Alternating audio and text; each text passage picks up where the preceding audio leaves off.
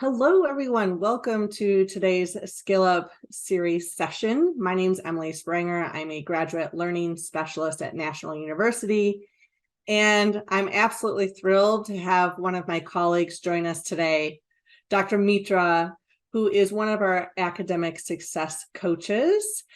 Some of her strengths in the Academic Success Center are assisting students with writing, qualitative data, and in vivo. So today, she will be covering writing a good read, effective ways of presenting qualitative data. And there's going to be quite a bit to cover today. My brief housekeeping items are for you to know that we do expect to have an interactive session a few times during today's Skill Up, and that will require participation in the chat. So if you are able to, and you're not in your car driving, we would love to see you participate during those times. Otherwise, questions in the Q&A are welcome, and we will go ahead and take those as time permits. Dr. Mitra is kind enough to mention she will provide this PowerPoint presentation as a PDF in our follow-up. And as always, I will send this session to all of our registered participants for today's session. So I think that about does my housekeeping items. If you need me, you can find me in the chat, but otherwise I am going to turn this over to Dr. Mitra. Thank you so much, Emily. And thank you, everybody, for joining me for this session today. I hope you get some insights on how you can present your qualitative data in your dissertations. And so to give you a little bit of structure about what I'm going to cover today, I'm going to talk to you about role of your findings in your dissertation, like what is the place and function of your section 3, or if you're doing a doctoral dissertation, Chapter 4 in the entire scheme of your dissertation. Then we'll talk about a few different ways in which you can present your qualitative research results. And that is with reference to setting the tone, setting the stage, developing the plot. And as you can see from these labels here, I am going to be using the metaphor of theater, drama. And the idea here is to help you think about your research and your qualitative data as a story. And then lastly, I'll talk about some visualization tools that you can use to incorporate in your dissertation so that you can present some graphical representations of your data. So without further ado, let's begin and first talk about the role of findings in your dissertation. So findings are like a bridge. It connects the first part of your dissertation, which is your problem statement, your purpose of the study, theoretical framework, methodology, of course, to the latter part, which is where you will be making claims about, yes, I've answered my research questions. Yes, I've addressed the purpose of my study and found a solution to the problem that I had set out to examine. And based on these findings, you will then start to position your study in the literature so that your knowledge is shared with the wider world, wider academic world. How do you do that? You talk about implications of your findings. Does it align with what the literature has already found? Or is there something novel in there that nobody has yet talked about? Highlighting that, emphasizing on that, and then suggesting that, because you want to be part of that bigger conversation around the topic of your research, you will then suggest, I have taken this conversation forward by doing this study in this way. Now I suggest that other researchers follow up with these recommendations for future research. So, all of these claims that you're making in the latter part of your dissertation will be entirely based on your findings. So it does have to do a lot of heavy lifting. It does carry a lot of weight. So what does the reader expect when they look at your results, your findings? So let me make one distinction clear first. There are two terminologies in play here. One is your data, which is what you will collect. So your interview transcripts, your questionnaires, focus group transcripts, etc. That's your data. Your findings are a result of your analysis. So your findings are synonymous with the themes and categories you develop based on your codes that you assign to your data. So when I'm saying findings, that is what I'm referring to. So when the reader looks at your findings, they would expect to see that you've conducted your research in a trustworthy manner. You've not made the whole thing up.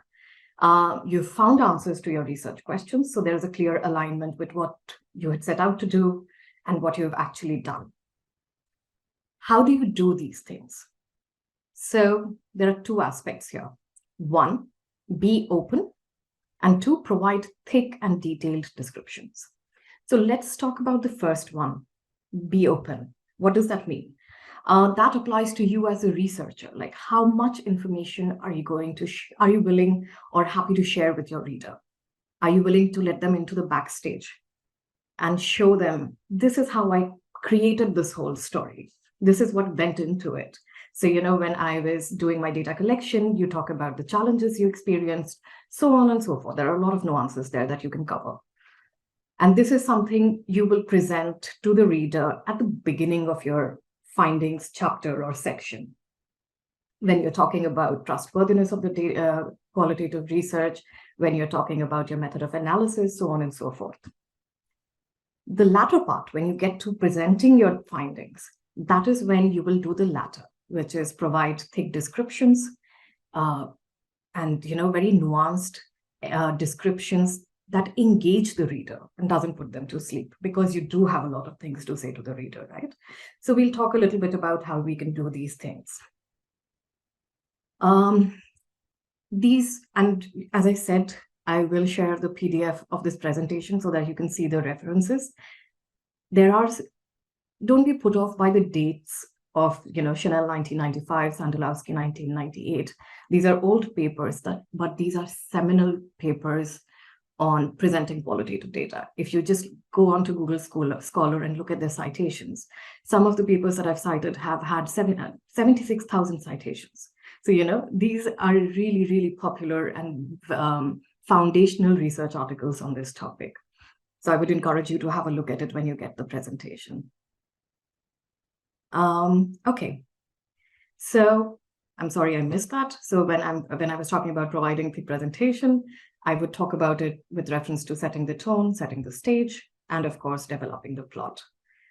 So to talk about openness first, if this is the stage and this is the backstage and this is your audience, which is your doctoral committee and comprising of your chair, SME, ARs, and the wider academic audience, then what you would want to do is, in the spirit of openness, take them to the backstage.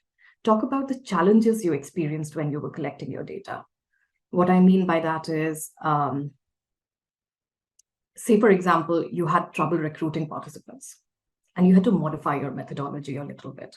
Instead of doing interviews, you ended up doing focus groups and questionnaires. Talk about that. Make it apparent to the reader that this is what I had set out to do, but life happens, these are challenges I faced, and this is what I had to do. Why is this all the more important? Because everybody faces challenges in their research. So people know that there are certain modifications that are required when the theory is put into practice. By letting them into these challenges, you will be showing them that despite these challenges, I have done what was in the best interest of my study in order to get the appropriate data for this research. When you were, let's say, interviewing people and you found that they were not willing to give you as much of their time as you expected, like say, for example, you had set out to do 60-minute interviews, but they said, oh, I only have 20 minutes. What can you do in that? So, you will have to make these quick decisions when you're collecting your data and document those. Put those on your research journals when you're collecting your data and present those in the dissertation to detail each step in the process. Then finally, when you come to the analysis part, coding, I'm sure many of you would know by now, is quite a maze. Like, you go around in circles for quite a bit before you finally arrive at your themes. So take them with you into those circles. Tell them, I did 17 rounds of coding. I hope you didn't do 17 rounds of coding, but just saying. And This is what happened. This is how I came up with codes. And finally, I saw similarities. I formed these categories, and these categories finally led to these themes. What were you thinking? How did you form those categories? How did those categories finally amalgamate into themes? So just, provide all of these details.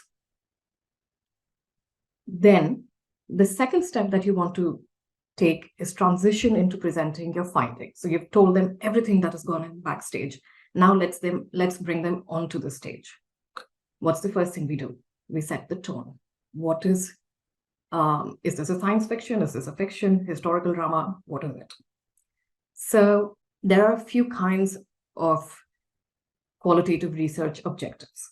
Either we are looking at lived experiences in a phenomenology, or we are examining different ways of different reasons that cause a problem, different perceptions of people about a particular issue in a case study, or we are looking at, okay, this is an event that happened, what were the different ramifications of it? So these are some of the broad areas of qualitative research objectives. Now, your themes have to address this objective. So if you were looking to explain how a particular group of people experienced a particular historical situation, Kevin, you are there. I know I'm thinking about you as I'm saying this. So if you're talking about the experiences of a people in a particular historical scenario, your themes should align with that so that you can describe and explain those experiences. So these will inform your theme, and your themes will further inform how you explain the findings in your research. So if your purpose is to describe, that is the tone you will take. If your purpose is to explain causality, like this led to that problem, then you will incorporate that as you are explaining your findings. So participants came across this particular problem, and that led them to respond in X fashion or Y fashion. So you are constantly drawing connections between two things there. Or if you're illustrating, or if you're doing a combination of these things, make those decisions when you are building out your themes. Okay. Before I move on, Emily, I just want to check, are there any questions? At this time, there are no questions, but just as a reminder, because we had a few people join a little bit later, you're welcome to put questions in the Q&A if you do have some, and we'll be participating in the chat momentarily. Okay, thanks, Emily. Okay, so this bit is clear so far, I hope. Let's move on to the next bit, which is setting your stage. Now, as you would see in my presentation, I'm a particular fan of this paper by Chanel, 1995. And he says that without the setting, without the developed characterization, there can be no context. And with no context for the data, there can be no significant meaning in the analysis. So what does that mean? What does it mean when we need to provide context for our research? So there are two parts. One, you provide detailed descriptions of the research site or phenomena that you were examining, and you introduce your participants, make them identifiable, relatable to the reader. So we look at both of these aspects one by one. Paint the backdrop, which means if you are examining the pandemic, then you will provide details about the pandemic and the aspect in which you are referring to the pandemic. So, for example, one of the most crucial research areas that have emerged after the pandemic is the impact it has had on the learning of children during, when schools were closed. So if that is what your research is about, you would not only describe what happened during the pandemic, however obvious that may be to the participant, and then you will relate the impact at by talking about what schools had to do to come up with it, to address with the challenge. And with that as a backdrop, you can then start to bring in your participants and talk about what they said to you. So you are letting the participant into the backstory of the play that you're going to present. So this is where I want to do a little bit of interaction and help you just jog your thinking about what do you need to tell the reader in order to explain a particular research context. So what I'm going to do is I'm going to give you a sample research context, and that is from an actual doctoral dissertation. And so think of it as a trailer of a film that you've watched. Now, and I'll give you a description, sample description. And what you're going to do is either you're going to put on the hat of a researcher or you're going to put on the hat of a reader. I leave it to you. And think about, okay, what needs to be in here for this description of the backdrop to be perfect, detailed, relatable. Okay, so let's look at the research context. So this research by Mulligan Roscoe, 2023, she recently graduated. The purpose of the study was to examine the challenges and experiences of first-generation female college students pursuing a 4-year undergraduate degree. And for the research site, they had selected a higher education college in the United States. So all the participants were from the same college or university. So for purposes of accessibility, I'm just going to read out the sample description. The institution site for this case study is located in the northeastern United States. In September 2019, the school had 1,550 number of undergraduate students from different ethnicities and provided grants to DACA students. So just take a couple of minutes. If this is the research, if this research is about examining the experiences of first-generation students studying in this particular university or college, what else would you like to present as a researcher to make this research site come alive for the reader? Or what would you expect as a researcher, as a reader, to find in this description? So you're welcome to put comments in the chat. We welcome that. And Dr. Mitra, just as a summation, what would you expect to see as the reader, given this particular scenario or example, I should say? Yeah. Great. And we'll wait just a few seconds while you. Hi, everyone. Can I say, Hi, Sandra, go ahead and mention what you would see. yeah, so if we're looking at the first generation females, I think I'll be expecting to see the number of females specifically attending college, right? Sorry, there's like construction. You're right. fine, Sandra. No, we can't hear that. So your suggestion would be to see the number of students in the. And you're welcome to pop in the chat too, attendees, if you have other ideas. And while we give you a second or two to think about this, it said it would be interesting to, several things have come in here. It'll be interesting to know the different ethnicities involved in the case study, number of females identifying students, more information on identification of students, the selection of majors pursued by students, socioeconomic information. Yeah. Yes, people have mentioned specifically the number of females in the study. Yes. I'd like to know more about the learning context, in person or online, rural or urban area. Fantastic. All great questions. Oh my gosh, so many other things. How many grants? Were the grants specific to gender, for example? The length of time in the county, what resources are available to support the students from varied backgrounds? Dr. Mitra, thoughts on any of that? Fantastic points. And so this is actually a very bad example that I wrote myself.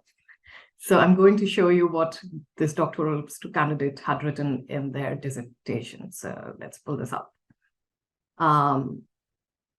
So some of you talked about all of these, a lot of you talked about these points. So location, and just look at how these small details add granularity to the data. Small private suburban university in the northeastern United States. it just, paints such a clear picture as opposed to just saying a university is not in Northeastern United States. Then they had talked about the number of students enrolled, 1,550 students. Then they talk about 61% of undergraduate students were female. The racial composition was 54% white, 20% Black, 13% Latino, 3% Asian, and 10% from 2 or more other unknown races. Then they go on to talk about the graduation rates. 43% of students graduated within 4 years, 52 within 6 years. And that is particularly useful if you're looking at the lived experiences of these students. And then I think a student talked about what kind of support is available to these students. So that's a great point, or whether or not they were online or virtual. Those details are definitely very vital. And this student here, this doctoral candidate, had talked about the assistance that was provided to immigrant and DACA students as a way of supporting them through their educational journey. So I think you all have very good ideas about how you can present the research site. This was great. Thank you for sharing your inputs with me. The only word of caution that I want to provide here is make sure that you have a lot of responsibility on your shoulders, as I'm sure you're aware, that you have to maintain the anonymity of the organization. So how do you do that while providing, real details about this research site? So if you look at this particular sentence here, according to publicly available information. So there's nothing that is confidential. This is not an internal report.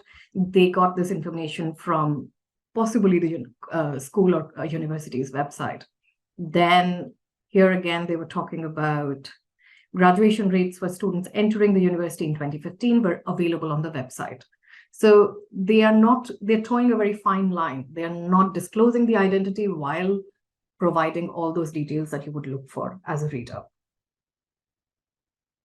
The second aspect of this is make participants come alive. Okay, so there is this terminology that you provide rounded descriptions as opposed to flat descriptions. So you're making 3D characters as opposed to just 2D characters, and you're making them identifiable. So why do we do that? One, it makes it more significant for the reader, because later on when you tell them, oh, participant 1 has said this, they can go back to their description because they already know them after reading that description. You have already given them a picture of what that person was like, because you will be meeting with them as a researcher. Your reader will not. So the onus is on you to make them come alive to the reader. So think of it in this way. When you want to share with a friend or a colleague that, oh, my grandmother is great, or I have a very annoying neighbor, you really go all out in the kind of details you want to provide to your friend when you're telling them about these people. You tell them what they had done in other situations, what they are like. You provide all kinds of details that can be helpful in either convincing them that your grandmother is great, she's very loving, or convincing them that your neighbor is very annoying. So, this is what you need to do here. If I can share a little bit of an anecdote from my own research, I did a semi-ethnographic study, and I was present in an organization for about 3 months. I would observe their meetings, speak to them in interviews over a period of time, like I did longitudinal interviews. And it wasn't fun for these people to have me around, because initially, until I had the opportunity to build my rapport with some of them, they thought of me as an outsider and like, why is this girl here? And, is she an informant of the boss? Or some of them even said, oh, she's the shrink. So I was at a meeting observing what was going on, and one of the participants in the meeting said, oh, now we are all going to be analyzed. The moment they saw me, they said this. Later on, I was fortunate and they were kind enough to participate in the interviews, and I did have a good chat with him. But at that point, he was uncomfortable. And so when I was presenting my results and I was introducing my participants, I did mention this, that, and with proof, of course, so that, this doesn't come across as a bias. that when in my initial interactions with this person, they said this. But with time, I was able to develop a rapport, and they kindly agreed to participate in my study. Why is it important for the reader to know this? Because this would help them understand the kind of data this person provided me. So if they were a little guarded, if they were a little hesitant to talk about certain things, they gave one-liners, then they know why this person gave me these kind of responses. So let's do a similar activity as we did with the setting. I'm going to give you another prompt from a different research, and I'll again give you a sample description, and then we can do the same exercise. Think about what you wouldn't expect, or as a researcher, what would you look to find about these participants so that you develop an understanding of their background and who they are. So this particular research by Jory 2023, she has also graduated recently, looks at the lived experiences of Hmong American women. Hmongs are also racial ethnic minorities in the United States. So she's looking at the lived experiences of Hmong American women in senior leadership positions in educational organizations. So they, because these women are from an ethnic minority, they face some of the same challenges that other ethnic minorities face with respect to limited access to education, underrepresentation, bias, etc. So the sample description, I'm going to read it out for purposes of accessibility. The participants in this research were married women who ranged between 25 and 60 years of age. 10 of the women had 1 or more children, and 2 did not have any children. 3 women worked in higher education, and 9 worked in K-12. All participants have maintained a connection with the community. So do we want to take a couple of minutes to think about this? Yes, and again, we welcome your thoughts in the chat for what you would expect to see as a reader from this example. How many total participants? Question in here of would you have a graph of this information? Just a different way to look at the information as a reader. Let's see. I'm sorry, Emily, did you say like somebody said they're looking for a graph? Yeah, so like if they were a reader, maybe they would say, maybe a graph of this information would be something that they would want to see. Years of experience in senior leadership positions. I'm thinking just off the top of my head that where is this taking place? So what geographically? Percentages in the various types of educational institutions. Interesting. Okay. What type of leadership? The industry. Right. So these are all educational institutions. Okay. And if there was an educational institution from our previous conversation, it may be interesting to see what type: online, ground, community college, what type of educational. Let's see, types of community connections. I'd like to know how participants maintained a connection with the community. Fantastic. Those were about 6 or 7 things that came up in the chat. Okay. If I can just provide a prompt. These are lived experiences of women in educational organization, like in leadership positions. Okay. What are some of the challenges we know women in leadership positions experience, regardless of their ethnicity? And before you had mentioned that prompt, so we'll see if there's anything else that kind of bubbles up from that last piece, but just feedback from the community, location of these educational organizations, and then what are some of the challenges that we know that women face in leadership roles? And we'll just give you a second to think about it. bias, types of biases experienced. That's great. Yeah. Equal pay, challenges, wages. How many years married? Childcare. Yeah, great points. What kind of support do they receive? Race and gender. I know you mentioned beside ethnicity, but community colleges came up. Oh, excuse me. I read that wrong. Communication challenges. Forgive me. Why choose married participants? Yes, yeah. That's interesting. Okay. Yeah. Okay. Thank you all. Okay, great. Thank you. Like great points, and I think some of these you will find was addressed by the researcher in their description of participants. So let's have a look at what they did. So this is a condensed version of the participants' description, and you can still see it's quite a lot. So they talked about their age range, 25 to 60 years, and then they talked about their family. 10 spouses were identified as Hmong and 2 as Caucasian white. So they're going all out in helping you identify the background of these women before you can start to look into their lived experiences. 3 worked in higher education, 9 worked in K to 12.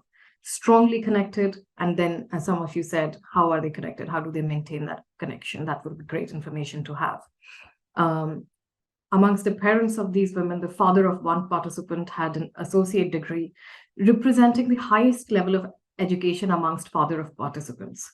So look at the extent of detail that you're getting from this. And doesn't it help you understand the challenges that women from this ethnic minority experience because of their family background, because of their work experiences? Then 3 participants had siblings who earned doctorate degrees, and then they go on to describe the degrees of other siblings. 7 spouses had earned bachelor degrees, and 4 spouses of participants had completed some college courses but did not earn a degree. And as one of you is saying, that it would be good to have a table. So they did provide a table, and this is something that you are expected to do as well when you're presenting information about your participants in chapter 4 or section 3. And graph is an interesting idea. So if you think have a discussion with your chair, if that is something you want to do to present the information about your participants, do have a discussion with your chair and SME to see what they think, if they think that would be a great idea or not.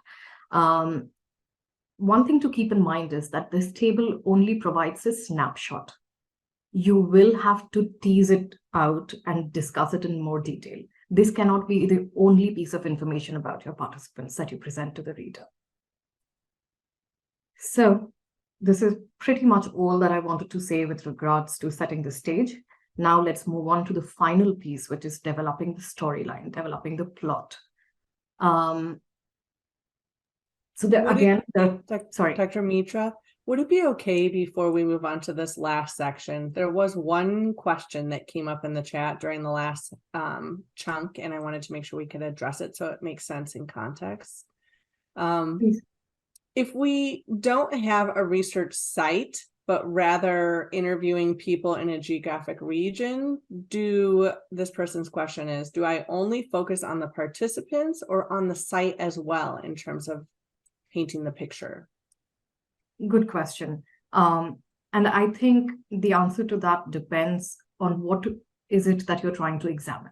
So if I can give you a very layman example, I'm looking to see how people in a particular region deal with the lacking infrastructure, transport infrastructure in a particular district.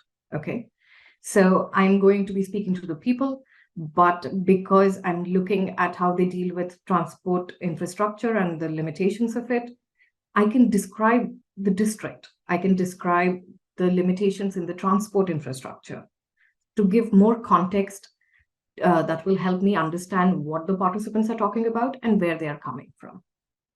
So it really depends. So if you don't have a research site, go back to the topic of your research. What is it that you're trying to examine? And once you find that, think about what background information can you provide about that. Thank you, Dr. Mitra. Thank you for taking that pause right there. My pleasure. Okay, so developing the plot again has two parts. One is establish a rhythm in which you're going to present your findings. And two, treat your data as a star, give them the 5-star treatment. So let's look at each of these one by one. So again, you see Chanel 1995 here. By rhythm, I mean for you to create a template for representing your data so that there is this recognizable pattern throughout the analysis or findings section of your paper. In this way, the readers can begin to read in a rhythm. So there are a few ways in which you can develop this rhythm, and that would determine the pattern in which you're going to present your findings, tell your story to your readers. So one of those, one example of rhythm can be that you tell a story in a temporal manner. So if you're looking at before and after of an event, like what were some of the challenges that participants faced as a result of this event or phenomena, and how did they cope with it? If you're looking at that entire journey in your research, you can begin with how things were, then talk about what happened during the event, and finally, what was the end result? What was the outcome? So this is one way to structure your findings. The second pattern can be that you juxtapose. So if you find that you're looking at a particular issue in your research, say, for example, if you are looking at whether or not people should buy electric vehicles, okay, and what are people's experiences, or not experiences, what are people's perception about the transition to electric vehicles? And you find some people say, no, we're fine the way we are, we don't need to transition. And then you find there are some people who think, no, we need to transition. So you can find one topic in that data, in the sense that topic could be about, okay, more fuel efficiency, and you can present the opposing views with regards to fuel efficiency. So that is another way to structure your findings. The other way to do it would be to look at cause and effect. So if you are looking at a particular situation, so say, for example, pandemic, how did pandemic have an impact on something? So if you again, if I may draw back to the same example about learning, how did pandemic have an impact on the learning of students? What are the different dynamics that were at play? So for example, one could be about lack of socialization. The other can be about distraction. So those are the dynamics that you will use to define this impact of this phenomena. There are some situations where you may find that there is a dual impact. So the phenomena is having an impact, and then that outcome of the phenomena is further informing the situation as well. So you can explain that by looking at this dual aspect of the influence. And then there are, at times, you will find that the impact just has a one-way. There is no interaction between the phenomena and the impact. There is just, there's something that has happened as a result of, let's say, again, the pandemic, which has further changed the way things are done. So, for example, and I'm going to really present a simplistic example, that the reason why schools were eager to bring children back was because of the impact they started to see in the children in terms of learning, in terms of their mental well-being. So this was one example of how the outcome of the pandemic had an impact on the way the pandemic was being managed by schools. So you can then develop your narrative by looking at these different dynamics of this interrelationship between the phenomena and the outcome.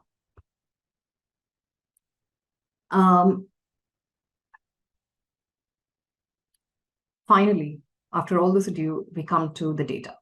We come to presenting excerpts from or snippets from your interview, from your focus groups, journals, etc. So there are a few things to keep in mind when you're doing that.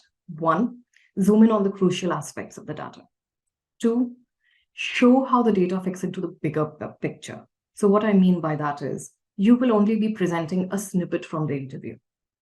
You're not going to be presenting the entire interview in your dissertation.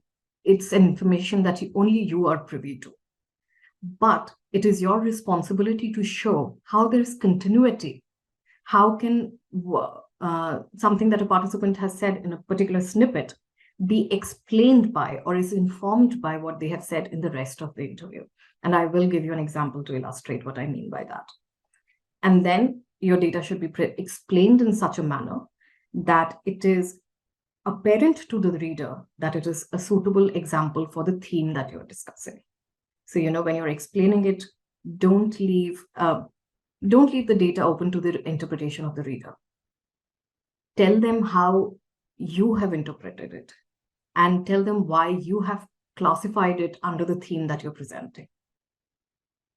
So I want to show you this example from another student's doctoral research. So they were looking at teachers' beliefs and assumptions about teaching in this particular theme. So this is the theme. And this is the excerpt. I think early on, I was so worried about what they might think of me, and by they are referring to the students, or how I might do this. Now I have relaxed my thinking, and it is about them. Whatever happens and whatever I can do to make it happen for them is really what it is all about. So, this excerpt in itself shows the shift in how they have approached their job, how they've come to approach their job as a teacher. Now, in this research, Dr. McQuiggan prefaced this with some background information about the participant. So let's have a look at that. So when Mick started teaching, and Mick is the participant who said this, he was quite teacher-centered with his focus on himself and what he needed to do. He taught his course the same way every year, with students learning the same skills for the same applications he shared. Now that Dr. McQuiggan prefaced this, indicated what they are going to exemplify, that he went on to present the example itself. After presenting the example, he provided an explanation. Over the years, teaching the same course, his focus has turned towards his student, and he's asking what he can do to make his course a good learning experience for them. So he has now shared his interpretation of this particular snippet from his data. Now, in the next step, Dr. McQuiggan provides a coherent narrative. He's interweaving it with the rest of the things that this particular participant had shared with him. So what he says here is, he has realized that people learn different ways and at different speeds. And is it really necessary for someone to physically come to every class to get the benefit for themselves, whatever that is, out of this class? So again, he's quoted the participant, and probably this is a response to another question that he had asked, but Dr. McQuiggan here has joined the dots between the two snippets and presented a coherent narrative, which helps him explain this theme, beliefs and assumptions about teaching. So I know it was probably a lot. So if you want to take a few minutes to read the slide, or if you would like me to read it again, please let me know, and I'll be happy to discuss this further before I move on. Feel free to let me know if you do have questions about that. I'm just going to give you about maybe 15 seconds just to see. And while we wait to just know, Dr. Mitra, they just said this is a really good example. Thank you. Emily, I'm sorry. For some reason, I'm having a problem with my audio. Just give me 1 second. No problem. I can hear you well. Thank you. That's not a problem at all.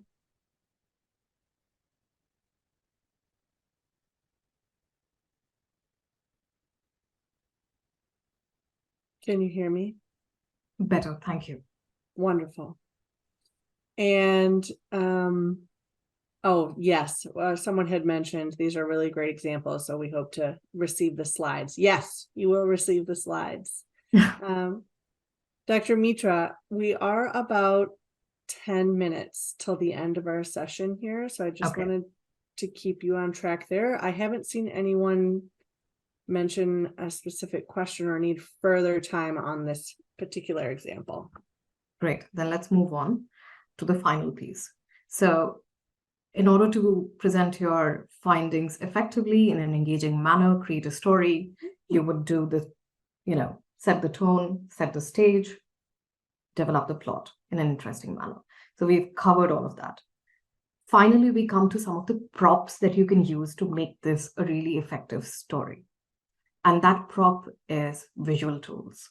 So, tables, graphs, maps, etc.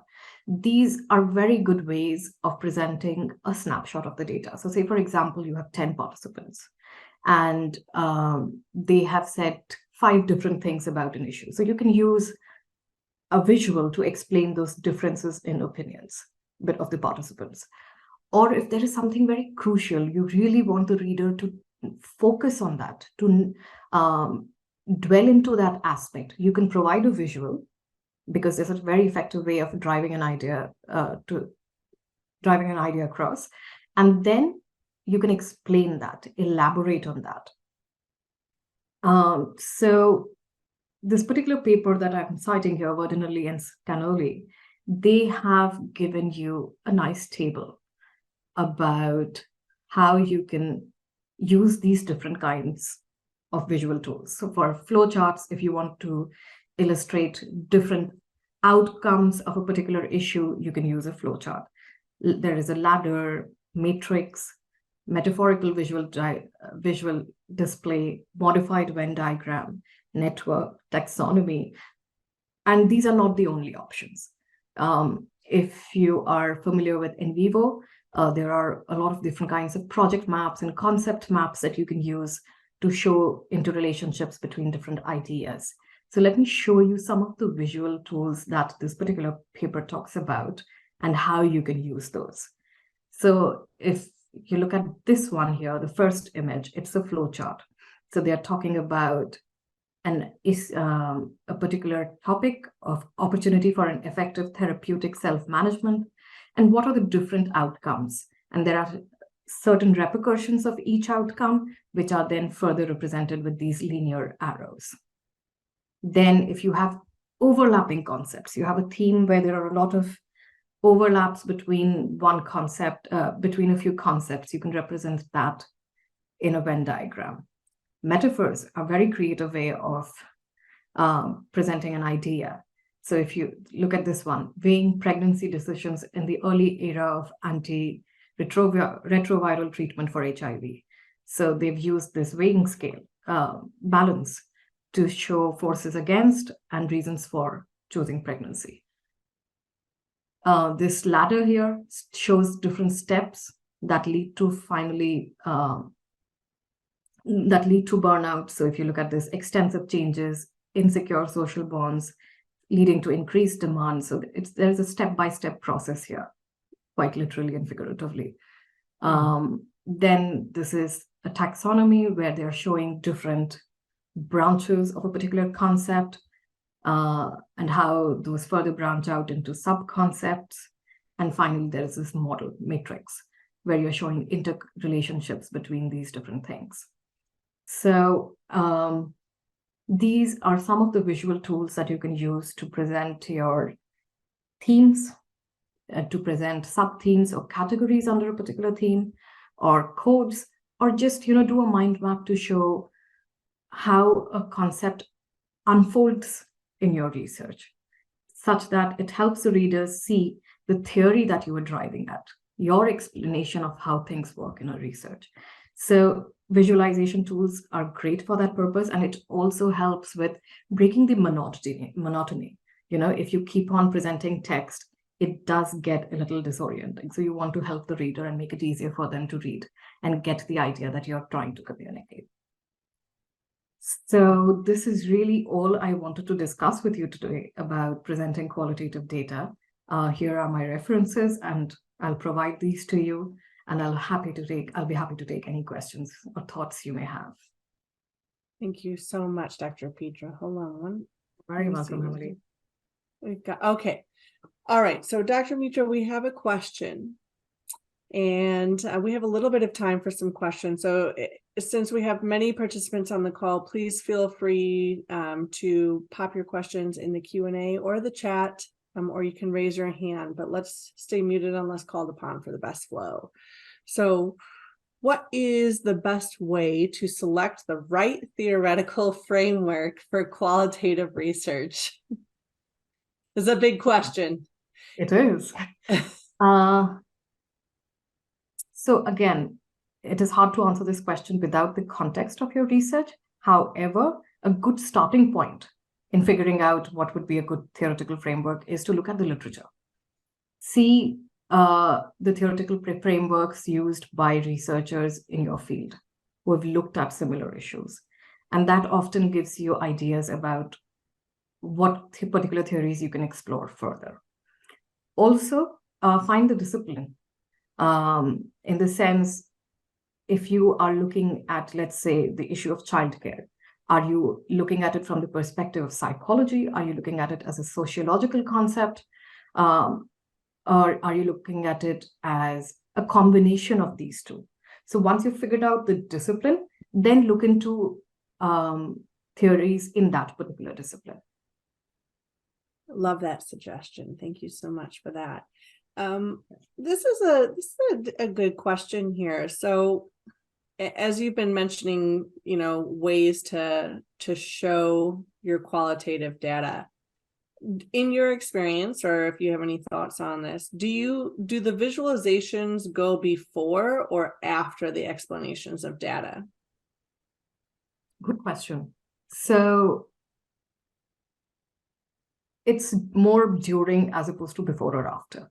So treat your visualizations as a way of providing a structure for your discussions. So if you like, you can, if say, for example, you're discussing a particular theme, if you're introducing a theme, put the diagram, and the diagram also introduces the different sub-themes under that theme, you will put it before you go into the discussion. If the diagram represents the different nuances that you found in a theme, like overlapping concepts, etc., and this is something that is part of the description, then you'll put it in the middle and then preface it and follow it up with explanation. Thank you for that. Thank you so much, Dr. Mitra, for coming and presenting today and bringing your knowledge and sharing your expertise with our student population. We really appreciate you. Thank you so much for the opportunity, and thank you for joining and for your great ideas and questions. I really enjoyed it. Absolutely. And until the next time, I hope everyone has a great rest of your evening. Take care. Thank you.